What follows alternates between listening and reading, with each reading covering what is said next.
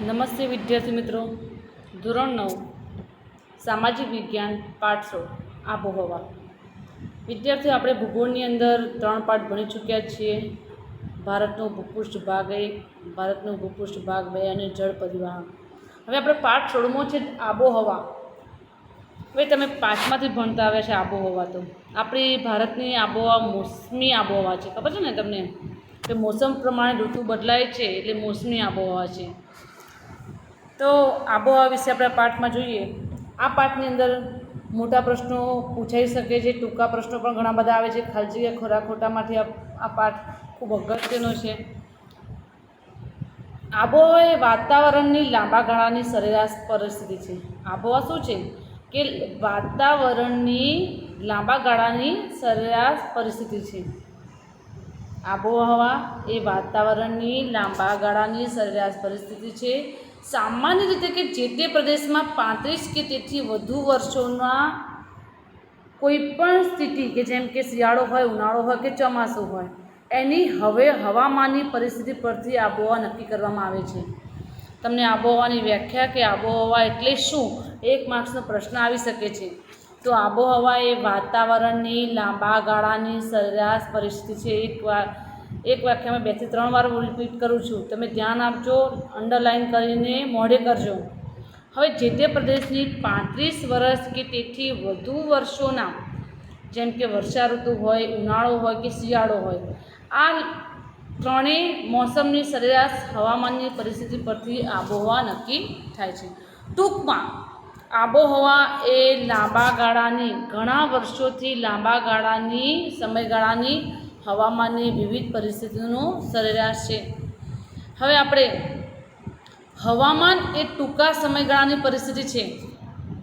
હવામાન એ ટૂંકા ગાળાની સમયગાળાની સરેરાશ પરિસ્થિતિ છે.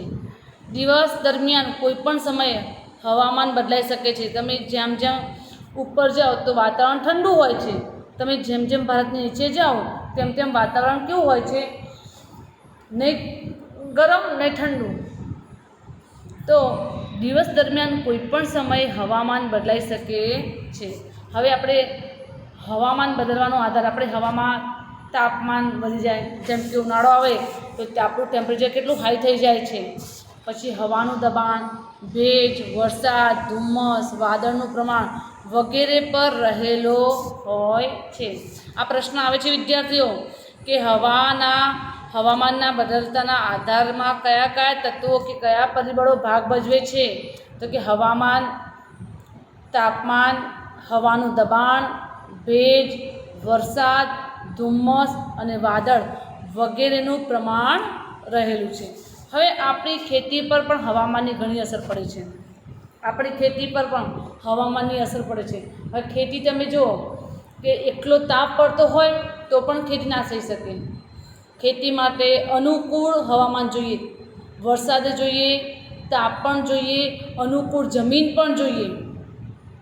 તો કે ભારતીય હવામાન ખાતું સમગ્ર દેશના રોજબરોજનું હવામાન દર્શાવતા નકશાઓ બહાર પાડે છે. આપણે અત્યાર સુધી 11મો પાઠમાં પાઠ જોયો તો રાજકીય નકશા જોયા, આપણે ભૌગોલિક નકશા એટલે કે રોજબરોજનું હવામાન દર્શાવતું નકશાઓ પણ બહાર પાડે છે. આપણે રોજબરોજનો હવામાન નકશો જોઈએ છીએ કે આજનું ટેમ્પરેચર કેટલું છે, આજે ઠંડી કેટલી પડવાની છે, આટલી ગરમી કેટલી પડવાની છે, તમે જુઓ છો ને મોબાઈલમાં એમ. તો વિદ્યાર્થીઓ, ભારતમાં આબોહવાની વિવિધતા લક્ષણતા ધરાવતો દેશ છે. આપણે ભારત તો ભણ્યા છે કે વિવિધતા ધરાવતો દેશ છે, વિવિધતામાં પણ એકતા છે. અને ઘણા બધા પાઠ આપણે આગળ જોયા છે કે ભારતની અંદર વિવિધ પ્રકારના આકારો, ભૂપૃષ્ઠ ધરાવીએ છીએ. આપણે વિવિધ પ્રકારનું ભૂપૃષ્ઠ છે. તો આમ વિવિધતામાં અને વિલક્ષણતા ધરાવતો દેશ છે. પૃથ્વી સપાટી પર કે કેટલાક પ્રદેશોમાં પવનની દિશા ઋતુ પ્રમાણે બદલાય છે. યાદ રાખજો, પવનની દિશા ઋતુ પ્રમાણે બદલાય છે. આમ ઋતુ પ્રમાણે દિશા બદલતા પવનને મોસમી પવન કહે છે. અંડરલાઇન. મોસમી પવન કોને કહેવાય? તો કે ઋતુ પ્રમાણે દિશા બદલે પવનો. શિયાળો હોય, ઉનાળો હોય, ચોમાસું હોય, તો કે ઋતુ પ્રમાણે દિશા બદલતા પવનને મોસમી પવનો કહે છે. હવે આ વસ્તુની અરબી ભાષાનો મૂળ શબ્દ મોસમ પરથી આવ્યો છે. સાંભળજો, હવે આ મોસમ શબ્દ ક્યાંથી આવ્યો? તો કે અરબી ભાષાનો મૂળ શબ્દ જે છે મૌસમ છે ને, એના પરથી મોસમી પવન નામ આપવામાં આવ્યું. હવે આપણો ભારત દેશ એ એશિયા ખંડમાં આવેલો છે. તો કે એશિયા ખંડની અંદર ભારત છે, એવા ઘણા બધા દેશો છે, જેમ કે શ્રીલંકા, બાંગ્લાદેશ, પાકિસ્તાન, મ્યાનમાર. આ બધા દેશો મોસમી આબોહવા ધરાવે છે. હવે આપણે વિશ્વમાં ઘણા બધા દેશ છો, પણ વિશ્વના બધા દેશો આપણા દેશ જેવી આબોહવા ધરાવતા નથી કે શિયાળો આવે, ઉનાળો આવે, ચોમાસું આવે. ઘણી જગ્યાએ તમે અમેરિકામાં જો તો લગભગ ત્યાં વાતાવરણ ઠંડુ જ હોય છે. બરાબર છે. તો કે એશિયા ખંડની અંદર ભારત છે, શ્રીલંકા છે, બાંગ્લાદેશ છે, પાકિસ્તાન છે, મ્યાનમાર છે. આ બધા દેશોમાં આપણા જેવી મોસમી આબોહવા ધરાવતા દેશો છે. આપણા જેવો શિયાળો, ઉનાળો, ચોમાસામાં મોસમી આબોહવા ધરાવતા દેશો છે. હવે ઋતુ પરિવર્તન. વિદ્યાર્થીઓ આપણે 7મા ધોરણમાં ભણ્યા હતા કે ઋતુ પરિવર્તન કેવી રીતના થાય છે. તો આપણે ભણ્યા છીએ કે પૃથ્વી ગોળ છે અને પૃથ્વી પોતાની ધરી પર ફરે છે. ભણ્યા હતા ને કે પૃથ્વી પોતાની ધરી પર ફરે છે. પોતાની ધરી પર ફરે અને ધરીભ્રમણ કહેવાય. અને ધીમે ધીમે ધીમે ફરતા ફરતા શું કરે છે?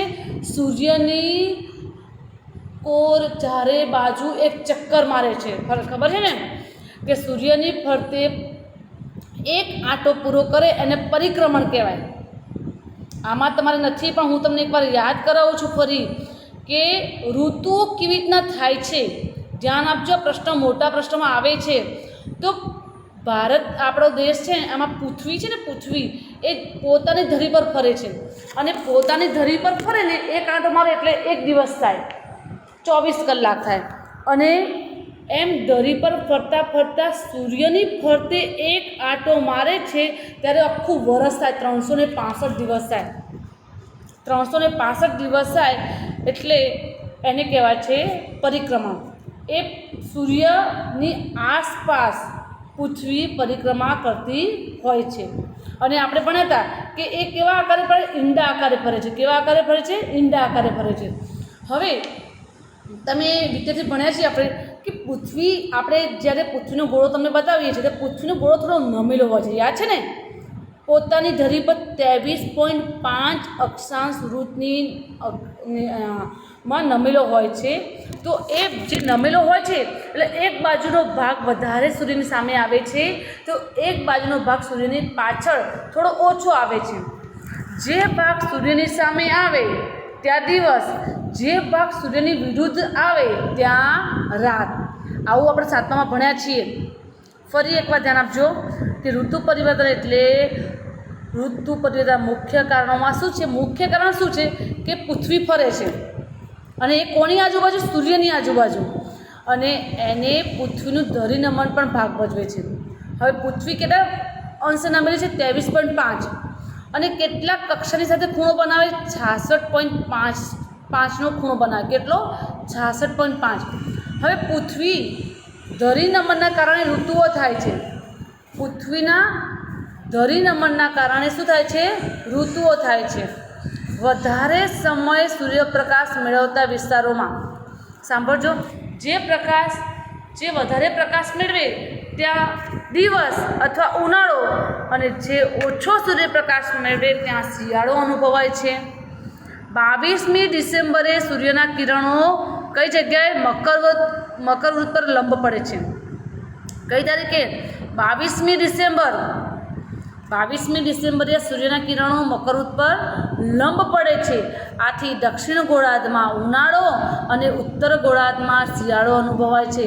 આપણે પૃથ્વીના ગોળામાં બરાબર વચ્ચે વિષુવવૃત્તની ઉપર કર્કવૃત્ત અને વિષુવવૃત્તની નીચે મકરવૃત્ત. તો મકરવૃત્ત પર 22મી ડિસેમ્બરે સૂર્યના કિરણો ક્યાં પડે છે? લંબ પડે છે. લંબ, સીધાની લંબ પડે છે. આથી દક્ષિણ ગોળાર્ધમાં શું હોય છે? ઉનાળો. જ્યારે આપણે અહીંયા શિયાળો હોય, આપણે ડિસેમ્બર મહિનામાં શું હોય છે ભારતમાં? શિયાળો ને. તો આપણે શિયાળો હોય ત્યારે દક્ષિણ ગોળાર્ધ એટલે તમને ખબર છે પૃથ્વીના ઉત્તર ગોળાર્ધ, પૃથ્વીના 2 ભાગ, ઉપરનો ભાગ ઉત્તર ગોળાર્ધ. તો આપણો ભારત દેશ ઉત્તર ગોળાર્ધમાં આવેલો છે. તો દક્ષિણ ગોળાર્ધમાં જ્યારે ઉનાળો હોય છે અને ઉત્તર ગોળાર્ધમાં જ્યારે શિયાળો હોય અનુભવાય છે. ભારતમાં રાત્રિ લાંબી અને ઠંડી અનુભવાય છે. તેવી જ રીતે 21મી જૂન કર્કવૃત પર સૂર્યના લંબ કિરણો ઉત્તર ગોળાર્ધમાં પડતા હોવાથી લાંબો દિવસ થાય છે. હવે જો અહીંયા તમને નકશો આકૃતિ બતાવી છે. આકૃતિમાં તમે ધ્યાન આપજો તો અહીંયા તમને બે આકૃતિ બતાવી છે. પૃથ્વીના ગોળાની બે આકૃતિ, પૃથ્વીની ધરી બંને પૃથ્વી બતાવી છે. હવે સૂર્ય વચ્ચે બતાવ્યો છે સૂર્યના કિરણો. તો કે સૂર્યના કિરણો અહીંયા 22મી ડિસેમ્બર જો મકરવૃત પર લંબ પડે છે અને આ બાજુ કર્કવૃત પર પડે છે. કઈ બાજુ પડે છે? કર્કવૃત પર. બરાબર છે. 21મી જૂને અહીંયા 21 જૂને કર્કવૃત પર લંબ પડે છે. અહીંયા 22મી ડિસેમ્બરે મકરવૃત પર લંબ પડે છે. તમે આ આકૃતિ શાંતિ ધ્યાનથી જુઓ. જો પૃથ્વીના ગોળાની અંદર વચ્ચેવચ્ચ મધ્યમાંથી વિષુવવૃત્ત પસાર થાય છે. ઉપર કર્કવૃત, નીચે મકરવૃત, ઉપર ઉત્તર ધ્રુવવૃત્ત, નીચે દક્ષિણ ધ્રુવવૃત્ત. બરાબર છે. આ 21મી જૂનની આકૃતિ છે અને આ 22મી ડિસેમ્બર. હવે વિદ્યાર્થીઓ ધરી ભ્રમણ અને કક્ષા ભ્રમણની ગતિના આધારે માનવ જીવનના ખોરાક છે, પોશાક છે, રહેઠાણ છે એના પર અસર પડે છે. વિદ્યાર્થી તમને ખબર છે કે જો અત્યારે આપણે શિયાળો અનુભવીએ છીએ તો આપણે શું કરીશું? કેવા કપડાં પહેરીશું? ગરમ કપડાં પહેરીશું. ખોરાક પણ ગરમ ખાઈશું. અવનવા શાકભાજી મળશે. જ્યારે ધીમે ધીમે માર્ચ મહિનો, એપ્રિલ મહિનો આવશે તો આપણા જ પોશાકમાં બદલાવ આવી જાય છે ને. સુતરાઉ કપડાં પહેરીએ છીએ, ખુલ્લા કપડાં પહેરીએ છીએ, સ્વેટરને બધું મૂકી દઈએ છીએ અને ઠંડા પીણા ચાલુ કરી દઈએ છીએ. ચોમાસું આવે તો આપણે રેનકોટ, છત્રીનો ઉપયોગ કરીએ છીએ. એટલે કહે છે કે આપણું જે ઋતુ પરિવર્તન છે, માનવ જીવનનું ઋતુ પરિવર્તન પર ખૂબ અસર પડે છે. જેમ કે ખોરાકમાં, પોશાકમાં અને રહેઠાણમાં. બરાબર છે. બધી રીતે આપણા પર અસર કરે છે. ભારત જેવા મોસમી આબો ધરાવતા દેશમાં ઋતુ પ્રમાણે દિશા બદલે છે. શિયાળા અને ઉનાળામાં મોસમી પવનો ઋતુગત હવામાન પર વ્યાપક અસર કરે છે. આમ ઋતુના હવામાનના આગવા લક્ષણો છે. આથી આ જ આબોહવાને આપણે મોસમી આબોહવા તરીકે ઓળખીએ છીએ. હવે આપણી ભારતની આબોહવામાં વિવિધતા છે. દરેક, જેમ કે ઉનાળો લો, શિયાળો લો કે ચોમાસું લો, દરેકની એક વિવિધતા છે. હવે આપણો ભારત દેશ અનેક બાબતોમાં ભિન્નતા ધરાવે છે. દક્ષિણ ભારતની દ્વીપકલ્પીય પરિસ્થિતિ હોવાથી દરિયા કિનારે આબોહવા કેવી હોય છે? સમ હોય છે. આપણે આગળના પાઠમાં ભણ્યા હતા કે દરિયા કિનારે આબોહવા સમ હોય. સમ આબોહવા એટલે ખબર છે ને, નહીં ઠંડી લાગે ના ગરમી લાગે, તેની આબોહવાને કેવી કહેવાય? સમ કહેવાય. અને વિષમ આબોહવા, બે પ્રકારની આબોહવા હોય, સમ અને વિષમ. તો ઉત્તર ભારતની આપણે વાત કરીએ, જેમ કે આપણું ગુજરાત છે, ગુજરાત ઉપર રાજસ્થાન છે, ઉપર પંજાબ છે, કાશ્મીર બાજુ આપણે જેમ ઉપર જઈએ તો આપણી આબોહવા સમ ના આવે, વિષમ આવે. પણ જેમ આપણે ગુજરાતની જે મહારાષ્ટ્ર જઈએ, મહારાષ્ટ્ર છે, નીચે તમિલનાડુ, આંધ્રપ્રદેશ, એ બધા બાજુ જઈએ છીએ નીચે તો ત્યાં ત્રણેય બાજુ શું આવે છે? દરિયા કિનારો આવે છે. નીચે હિન્દ મહાસાગર, આ બાજુ આપણે અરબ સાગર આવેલો છે, પૂર્વમાં બંગાળની ખાડી આવેલી છે. ત્રણેય બાજુ દરિયા કિનારો આવેલો હોવાથી ત્યાંના લોકોની આબોહવા કેવી છે? શું કહેવાય? સમ આબોહવા કહેવાય. જ્યારે દરિયા કિનારેથી દૂર આપણે જઈએ, જેમ કે આપણે ગુજરાતમાં તો સમ આબોહવા પણ નથી, વિષમ પણ નથી, ખંડીય આબોહવા કહેવાય. આપણે ગુજરાતની ઉપર રાજસ્થાન જઈએ તો રાજસ્થાનમાં કોઈ દરિયા કિનારો આવતો નથી, તો ત્યાંની આબોહવા કેવી કહેવાય? ખંડીય આબોહવા કહેવાય. ઉત્તર ભારતમાં ઘણો ભાગ તો દરિયાથી બહુ દૂર કહેવાય છે. ખબર છે ને? આપણે જેમ ઉપર જઈએ, જેમ કે જમ્મુ કાશ્મીર જઈએ તો જમ્મુ કાશ્મીર આગળ કોઈ દરિયા કિનારા આવતા નથી, તો ત્યાંની આબોહવા કેવી કહેવાય? ખંડીય કહેવાય. હવે આ મેઇન ટૉપિક છે. વિદ્યાર્થીઓ ખાસ યાદ રાખવાનું કે પૃથ્વીના ગોળાની અંદર મધ્યમાંથી કે વચ્ચે વિષુવવૃત્ત પસાર થાય છે અને ભારતની મધ્યમાંથી કર્કવૃત્ત પસાર થાય છે. આ પ્રશ્ન કે જોડકામાં તમારે આવે છે તો કે ભારતમાંથી લગભગ મધ્યમાંથી શું પસાર થાય છે? કર્કવૃત્ત. તમે નકશો જોજો, નકશાની વચ્ચે ડોટ લાઈન હશે એનો કર્કવૃત્ત પસાર થાય છે. એ આપણા ગુજરાતમાંથી પસાર થાય છે. હવે દક્ષિણ ભાગ ઉચ્ચ કટિબંધમાં અને ઉત્તર ભાગ સમશીતોષ્ણ કટિબંધમાં આવેલો છે. પરિણામે દેશના જુદા જુદા ભાગોમાં સ્થળના તાપમાન અને વરસાદમાં ઘણો બધો તફાવત છે. ઘણીવાર તમે જુઓ કે આપણે અહીંયા તાપમાન ઊંચું હોય તો નીચે તાપમાન નીચું પણ હોતું હોય છે. હવે અત્યારની વાત કરીએ, આપણે અત્યારે શિયાળો છે તો આપણે અત્યારે જમ્મુ કાશ્મીરમાં કે માઉન્ટ આબુ તમે જુઓ તો તાપમાન બહુ જ નીચું હશે. અને આપણે અહીંયા 25 કે 24 ડિગ્રી બતાવતું હોય છે. એટલે કે દરેક રાજ્યમાં કે દરેક જગ્યાએ અલગ અલગ તાપમાન બતાવતું હોય છે, અલગ અલગ વરસાદ બતાવતું હોય છે. જેમ કે ભારતની અંદર ચેરાપુંજીમાં સૌથી વધારે વરસાદ પડે છે, બરાબર છે, અને બીજા રાજ્યોમાં ઓછો વરસાદ પડતો હોય છે. એટલે કે છે કે અલગ અલગ વરસાદ અને અલગ અલગ તાપમાન બતાવતું હોય છે. દાખલા તરીકે લદ્દાખમાં તમે જાઓ, લદ્દાખ જમ્મુ કાશ્મીરના, તો ત્યાંનું તાપમાન એક -45 થઈ જતું હોય છે, બરાબર છે. અને રાજસ્થાનનું શ્રીનગર, શ્રી ગંગાનગર અને અલવર ખાતે પણ ઉનાળામાં તાપમાન 51 ડિગ્રીથી પણ વધી જાય છે, 51 ડિગ્રીથી પણ વધી જતું હોય છે. એટલે કે અલગ અલગ જગ્યાની અલગ અલગ વસ્તુ છે. હવે વરસાદની વાત કરીએ તો મેં તમને હમણાં ઉદાહરણ આપ્યું કે ચેરાપુંજીમાં, જે મેઘાલયમાં આવેલું છે. ક્યાં આવેલું છે? મેઘાલયમાં, પૂર્વ મેઘાલયમાં આવેલું ચેરાપુંજી. દુનિયાની અંદર સૌથી વધારે વરસાદ ચેરાપુંજીમાં પડે છે. આપણે ભારતની વાત તો છોડો, દુનિયાની અંદરની વાત છે કે દુનિયામાં સૌથી વાર્ષિક વરસાદ નોંધાતો હોય તો 1200 સેન્ટીમીટર વર્ષે નોંધાય છે. ચેરાપુંજી આશરે 16 કિલોમીટર દૂર આવેલું મૌસીનરમ છે એ 24 કલાકની અંદર મહત્તમ વરસાદી સ્થળ તરીકે પણ પ્રસિદ્ધ પામ્યું છે. જ્યારે પશ્ચિમ રાજસ્થાનમાં આવેલા રણ પ્રદેશમાં સમગ્ર વર્ષ દરમિયાન કેવળ 10 થી 12 સેન્ટીમીટર વરસાદ પડે છે. હવે વિદ્યાર્થીઓ જો ચેરાપુંજીમાં વધારે વરસાદ પડે છે તો રાજસ્થાનમાં શું થાય છે? આખા વર્ષ દરમિયાન 10 થી 12 સેન્ટીમીટર વરસાદ પડે છે. દેશમાં કોઈ જગ્યાએ પૂરની સ્થિતિ આવી જાય છે તો કોઈ જગ્યાએ દુષ્કાળની પરિસ્થિતિ પણ સર્જાય છે. આમ આપણે ભારતની આબોહવા કોઈ જગ્યાએ ગાજવીજ સાથે, તોફાનો સાથે, ધૂળની ડમરીઓ સાથે વિનાશક પવનો ઉદ્ભવે છે. આમ આપણી ભારતની આબોહવા પર આપણા ઋતુગત હવામાન અનેક રીતે અસરકારક નીવડે છે. હવે આબોહવાને અસર કરતા પરિબળો આ મેઇન પ્રશ્ન છે. પ્રશ્ન પૂછાય છે અને પૂછાય જ છે. આબોહવાને અસર કરતા પરિબળોમાં અક્ષાંશ, સમુદ્રથી અંતર, સમુદ્રથી ઊંચાઈ પર, સપાટીથી ઊંચાઈ, વાતાવરણીય દબાણ અને પવનો, આ 4 ટોપિક તમારે ખાસ મોઢે કરવાના છે. પણ અત્યારે હું આ નેક્સ્ટ વિડીયોમાં સમજાવીશ. પણ અત્યારે તમારે એકવાર વાંચન કરવાનું છે.